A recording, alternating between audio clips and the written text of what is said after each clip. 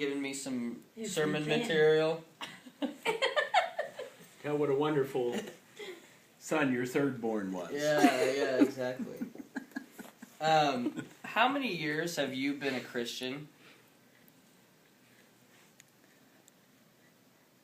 I was trying to think. I was probably, as a little girl, I'd go to the altar all the time. You know, they had children's services, and I would go. But when I actually got saved, I probably was married maybe 2 years. How old were you when you got married? Huh? How old were you when you got I was married? 20. I So was 22. So 86 minus 22 would be 64. 64. I thought it was after I was born. Because I can still remember you painting yourself up like old Jezebel. See, so long ago. What's wrong with that? What do you think has been the hardest part of your walk with God? And were there low points? Were there discouraging moments? You have those. There's times that you go through hard places and you have to just believe and trust. That's what it's all about. Probably when Jim died and Oh, Dad. it was hard. It's pretty But tough. I can remember when Jim died, you and Jerry met me in Pittsburgh Airport. And I can remember of going in Jim's house, and Deb and all of them was there. And all I said was, God doesn't make any mistakes. And I remember the pastor, Mills. Yeah, it was Mills. And I remember you saying that. Yeah. I was only 11 years And old.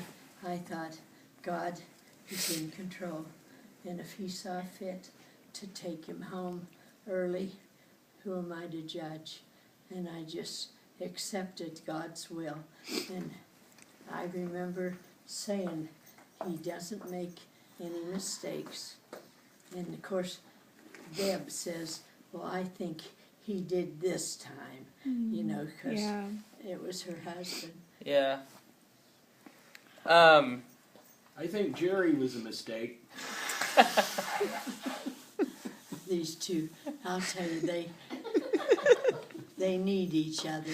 Yes, they do.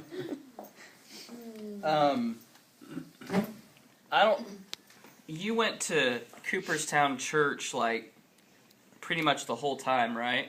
Well, not until we built our home. I went to Franklin Church.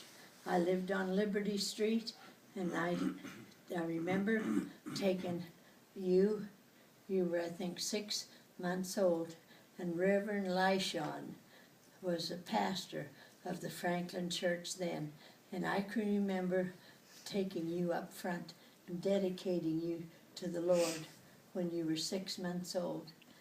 Red wasn't even with me, but I took you there and dedicated you, and I just feel that God, he was in control, and you see, he's still in control.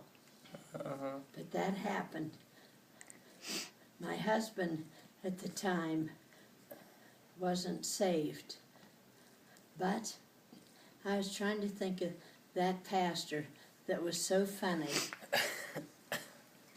Can't think of his name. Wasn't Pollock, was it? Huh? Wasn't Pollock? No.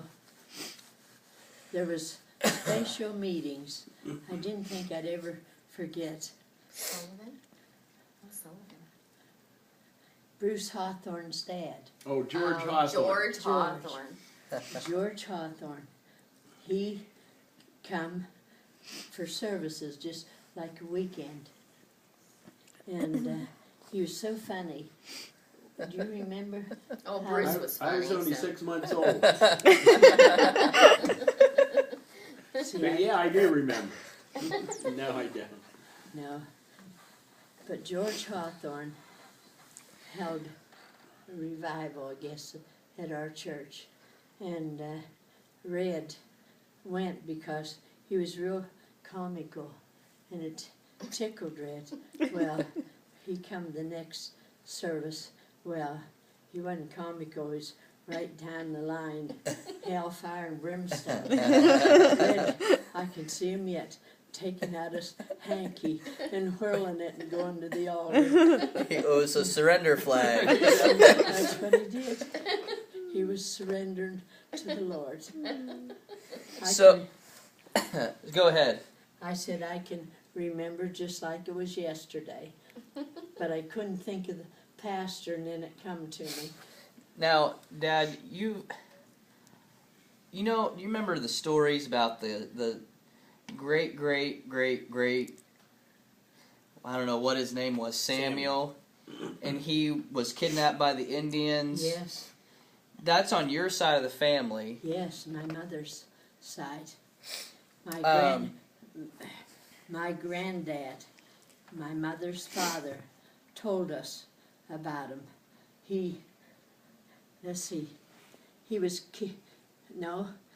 The Indians come in and killed all the relatives, but he didn't cry.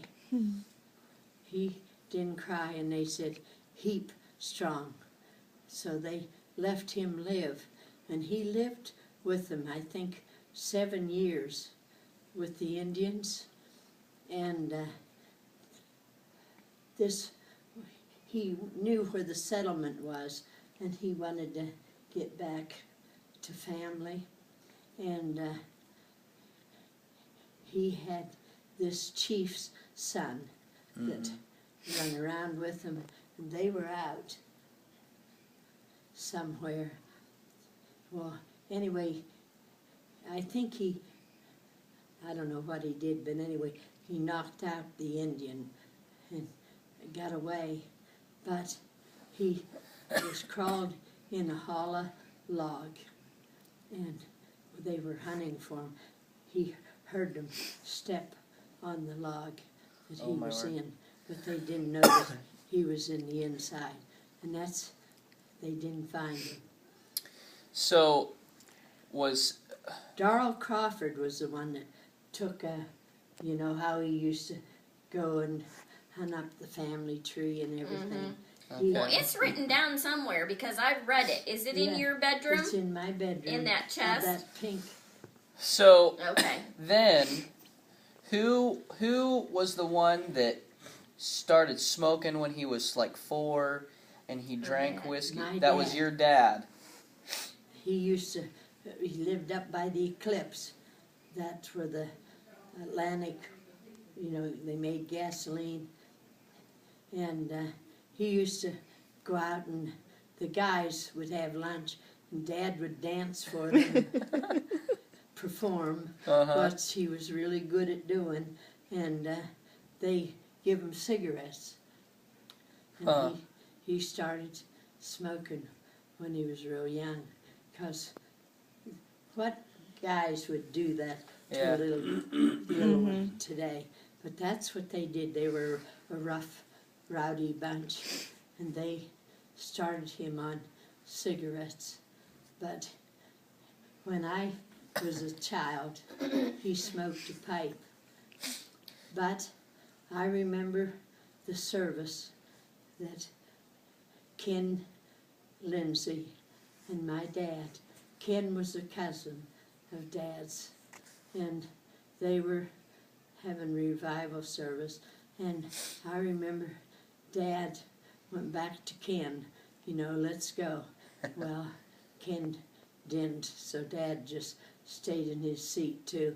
Well, then Ken decided they were still having the altar service, so Ken started down the aisle, and he stopped and got Dad. Well, in the meantime, Dad, was seated. Well, Ken just lifted him up.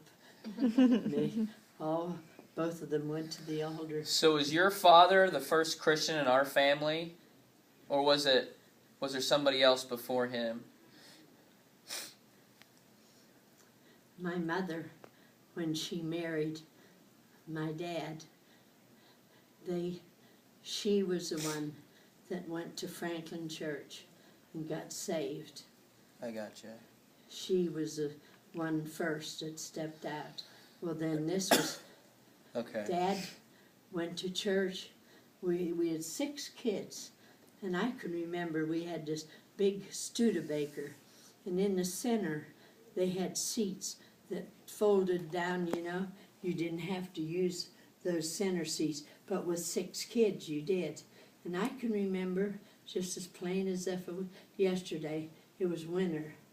And we went down, we always went 15th Street and then turned down Eagle to the church. Well, this 15th Street hill off of where the rich people live.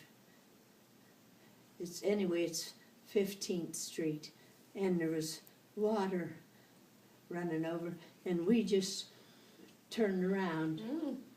All 6 kids, Mom and Dad, we went to that water place, just did a spin, kept going, went to church. Now, the Franklin Here we Church have- that you're talking about is where John Yeah. Bell pastors now, right? John Bell. Yeah. Are you running out of breath, Mom? Huh? Are you running out of breath from talking A so little much? bit. Well, is her That's oxygen okay. thing got enough in it? I've got air here. Who was the one that was shot by the German sniper? Or Dad? Your dad My too. dad. And the cat came and brushed against his leg. The cat came, and Dad bent down to pet the cat, and his bending, instead of getting his heart, it just got his arm. Yeah, and I can remember maybe being a little girl and Dad having to go to Pittsburgh to get some of the pallets, shell. He couldn't get it all, I guess, so periodically he had to go and have surgery. And I love my dad. I can remember just as plain as if it was yesterday. I was probably 2 or 3 years old, and I can remember my dad had been in Pittsburgh hospital getting shrapnel out of his arm, and he was coming home. And I can remember we had this lilac bush in the corner of Mom and Dad's. As you pulled in the driveway, the lilac bush was right there. It was beautiful.